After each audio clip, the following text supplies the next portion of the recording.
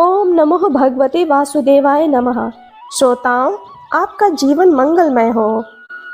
श्रोताओं, आज आप श्रवण करेंगे गुरुवार व्रत की कथा। बृहस्पतिवार का दिन भगवान विष्णु को समर्पित है। कहते हैं कि जो व्यक्ति हर गुरुवार भगवान विष्णु की पूजा करता है और गुरुवार की कथा सुनता है, गुरु बृहस्पति की और भगवान विष्णु की कृपा से उनकी सभी परेशानियां दूर हो जाती हैं। लेकिन गुरुवार की व्रत की कथा और पूजा के कुछ नियम हैं जिनका बड़ी ही सावधानी से पालन करना चाहिए। आइए जानते हैं गुरुवार के व्रत कथा और व्रत से जुड़े नियम। गुरुवार व्रत पूजा कथा में कई ऐसी बातें बताई गई हैं जिन्हें मनुष्य को ध्यानपूर्वक अपनाना चाहिए। कहते हैं कि जो व्यक्ति श्रद्धा भाव से गुरुवार को भगवान विष्णु की पूजा करता है और गुरुवार व्रत की कथा कहता है और सुनता है, उसकी गरीबी और कष्ट को भगवान विष्णु दूर कर देते हैं। जीवन में सुख समृद्धि के लिए गुरुवार के दिन आप भी इस गुरुवार व्रत कथा को सुने या पढ़ें।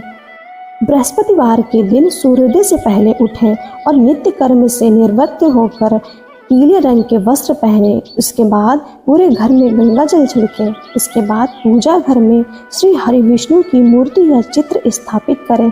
फिर पीले रंग के गंध पुष्प और अक्षत चढ़ाएं। इसके बाद चना गुड़ और मुनक्का चढ़ाकर विधि विधान से पूजन विधि शुरू करें। इसके बाद मंत्रों का जाप करें। इसके बाद व्रत की कथा पढ़ें।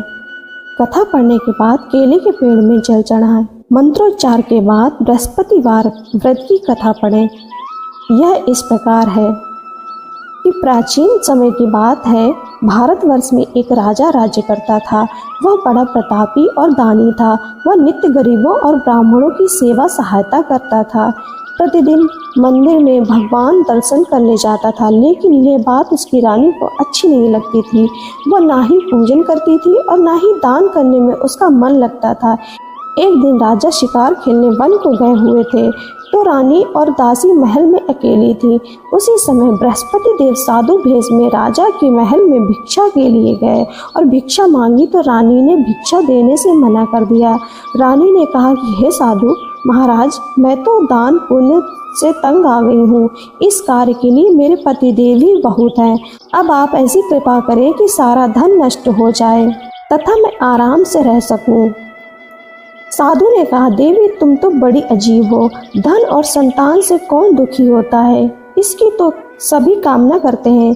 पापी भी पुत्र और धन की इच्छा करते हैं। अगर तुम्हारे पास अधिक धन है तो भूखे मनुष्यों को भोजन कराओ, प्याऊ लगवाओ, ब्राह्मणों को दान दो, कुआं तालाब बावड़ी बाग बगीचे आदि का निर्माण कराओ, मंदिर पाठशाला धर्मशाला बनवाकर दान दो, निर्धनों की कुमारी कन्याओं का विवाह कराओ, साथ ही यज्ञ आदि कर्म करो, अपने धन को शुभ कार्यों में खर्च करो। ऐसा करने से तुम्हारा नाम परलोक में सार्थक होगा एवं स्वर्ग की प्राप्ति होगी। लेकिन रानी पर उपदेश का कोई प्रभाव नहीं पड़ा। वह बोली, महाराज मुझे ऐसे धन की आवश्यकता नहीं है जिसको मैं अन्य लोगों को दान दूं, जिसको रखने और संभालने में ही मेरा सारा समय नष्ट हो जाए। अब आप ऐसी कृपा करें कि सारा धन नष्ट हो जाए तथा मैं आराम से रह सकूं। साधु ने उत्तर दिया कि यदि तुम्हारी ऐसी इच्छा है तो जैसा मैं तुम्हें बताता हूँ तुम वैसा ही करना। बृहस्पतिवार को घर को गोबर से लीपना, अपने केसों को पीली मिट्टी से धोना, राजा से कहना वह बृहस्पतिवार को हजामत बनवाए, भोजन में मांस मदिरा खाना और कपड़ा धोबी के यहाँ धुलने डालना। ऐसा करने से 7 बृहस्पतिवार में ही आपका सारा धन नष्ट हो जाएगा। इतना कहकर वह साधु महाराज वहां से अंतर ध्यान हो गए। इसके बाद रानी ने वही किया जो साधु ने बताया। 3 बृहस्पतिवार ही बीते थे कि उसका समस्त धन संपत्ति नष्ट हो गया और भोजन के लिए राजा रानी तरसने लगे। तब एक दिन राजा ने रानी से कहा कि तुम यहाँ पर रहो, मैं दूसरे देश में चाकरी के लिए चला जाऊँ, क्योंकि यहाँ पर उसे सभी मनुष्य जानते हैं, इसलिए कोई कार्य नहीं कर सकता। देश चोरी परदेश भीख बराबर है। ऐसा कहकर राजा परदेश चला गया। वहाँ पर जंगल को जाता और लकड़ी काट कर लाता और शहर में बेचता। इस तरह जीवन व्यतीत करने लगा। इधर राजा के बिना रानी और दासी दुखी रहने लगी। किसी दिन भोजन मिलता और किसी दिन जल पीकर ही रह जाती। एक समय जब रानी और दासियों को 7 दिन बिना भोजन के रहना पड़ा तो रानी ने अपनी दासी से कहा, हे दासी, पास ही के नगर में मेरी बहन रहती है, वो बड़ी धनी है, तो उसके पास जा और 5 सेर बेजर मांग कर ले आ, ताकि कुछ समय के लिए थोड़ा बहुत गुजर बसर हो जाए। दासी रानी की बहन के पास गई। उस दिन बृहस्पतिवार था। रानी की बहन उस समय बृहस्पतिवार की कथा सुन रही थी। दासी ने रानी की बहन को अपनी रानी का संदेश दिया, लेकिन रानी की बहन ने कोई उत्तर नहीं दिया। जब दासी को रानी की बहन से कोई उत्तर नहीं मिला तो वह दुखी हुई, उसे क्रोध भी आया। दासी ने वापस आकर रानी को सारी बात बता दी। सुनकर रानी ने कहा कि हे दासी, इसमें उसका कोई दोष नहीं है। जब बुरे दिन आते हैं तब कोई सहारा नहीं, अच्छे बुरे का पता विपत्ति में ही लगता है। जो ईश्वर की इच्छा होगी वही होगा, यह सब हमारे भाग्य का दोष है। यह सब कहकर रानी ने अपने भाग्य को कोसा। उधर रानी की बहन ने सोचा कि मेरी बहन की दासी आई थी, लेकिन मैं उससे नहीं बोली, इससे वह बहुत दुखी हुई होगी। कथा सुनकर और पूजन समाप्त कर अपनी बहन के घर गई और कहने लगी कि हे बहन, मैं बृहस्पतिवार का व्रत कर रही थी, तुम्हारी दासी गई, लेकिन जब तक कथा होती तब तक ना उठते हैं और ना बोलते हैं, इसलिए मैं नहीं बोली। कहो दासी, क्यों गई थी? रानी बोली, बहन, हमारे घर अनाज नहीं था। ऐसा कहते कहते रानी की आंखें भर आईं। उसने दासियों समेत 7 दिन तक भूखा रहने की बात भी अपनी बहन को बता दी। इसलिए मैंने दासी को तुम्हारे पास 5 सेर बेजर लेने के लिए भेजा था। रानी की बहन बोली, बहन देखो, बृहस्पति देव सबकी मनोकामनाएं पूर्ण करते हैं। देखो, शायद तुम्हारे घर में अनाज रखा हो। पहले तो रानी को विश्वास नहीं हुआ, परंतु बहन के आग्रह करने पर उसने दासी को अंदर भेजा। दासी घर के अंदर गई तो वहां पर उसे एक घड़ा बेजर से भरा मिला। उसे बड़ी हैरानी हुई। उसने बाहर आकर रानी को बताया।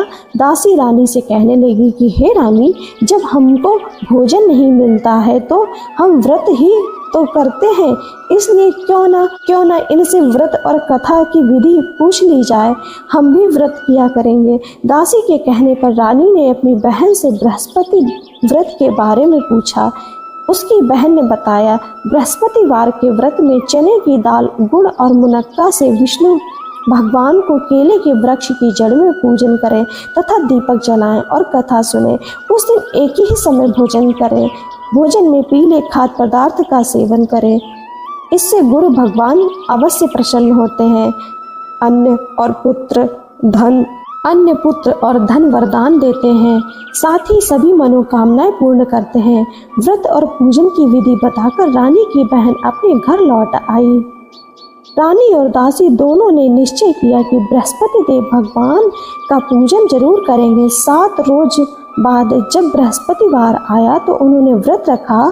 घुड़साल में जाकर चना और गुड़ बीन लाई और तथा उसकी दाल से केले की जड़ तथा विष्णु भगवान का पूजन किया। अब पीला भोजन कहाँ से आए? दोनों बड़ी दुखी हुई, परंतु उन्होंने व्रत किया था, इसलिए बृहस्पति देव भगवान प्रसन्न थे। एक साधारण व्यक्ति के रूप में वे 2 थालों में पीला भोजन लेकर आए और दासी को देकर बोले, हे दासी, ये भोजन तुम्हारे और तुम्हारी रानी के लिए है, इसे तुम दोनों ग्रहण करना। दासी भोजन पाकर बहुत प्रसन्न हुई। उसने रानी से कहा, चलो रानी जी, भोजन कर लो। परंतु रानी को भोजन आने के बारे में कुछ पता ही नहीं था, इसलिए उसने कहा कि जा तू ही भोजन कर, क्योंकि तू व्यर्थ में हमारी हंसी उड़ाती है। तब दासी ने कहा, एक व्यक्ति भोजन दे गया है। तब रानी ने कहा, व्यक्ति तेरे लिए ही भोजन दे गया है, तू ही भोजन कर। तब दासी ने कहा कि वह व्यक्ति हम दोनों के लिए 2 थालों में सुंदर पीला भोजन दे गया है, इसलिए मैं और आप दोनों ही साथ साथ भोजन करेंगे। यह सुनकर रानी बहुत प्रसन्न हुई और दोनों ने गुरु भगवान को नमस्कार कर भोजन किया। उसके बाद से वे प्रत्येक बृहस्पतिवार को गुरु भगवान का व्रत और पूजन करने लगी। बृहस्पति भगवान की कृपा से उनके पास धन हो गया, लेकिन रानी फिर पहले की तरह आलस्य करने लगी। तब दासी बोली, देखो रानी, तुम पहले भी इस प्रकार आलस्य करती थी, तुम्हें धन के रखने में कष्ट होता था, इस कारण सभी धन नष्ट हो गया। अब गुरु भगवान की कृपा से धन मिला है तो फिर तुम्हें आलस्य होता है। बड़ी मुसीबतों के बाद हमने यह धन पाया है, इसलिए हमें दान पुण्य करना चाहिए।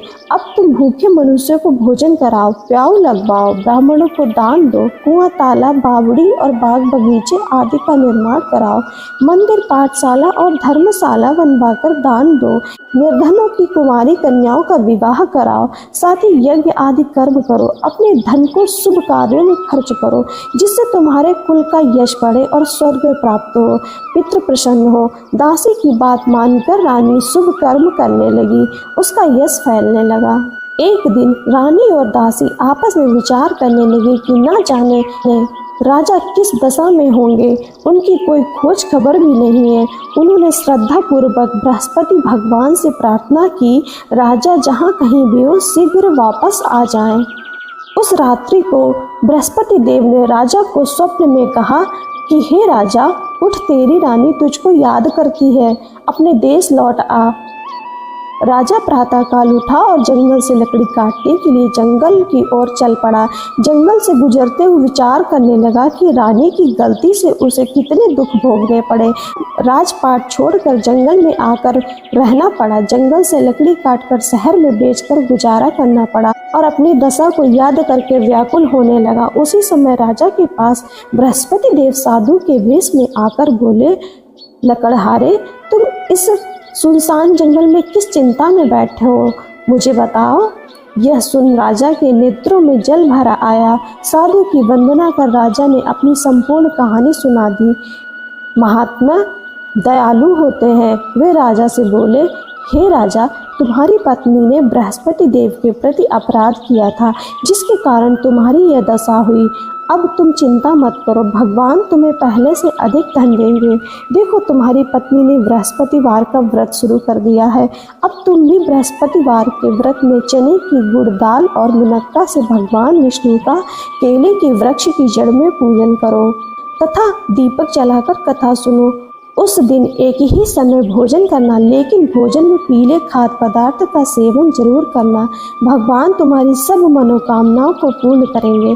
साधु की बात सुनकर राजा बोला, हे प्रभु, लकड़ी बेचकर तो इतना पैसा भी नहीं बचता जिससे भोजन के उपरांत कुछ बचा सकूं। मैंने रात्रि में अपनी रानी को व्याकुल देखा था। मेरे पास कोई साधन नहीं है जिससे उसका समाचार जान सकूं।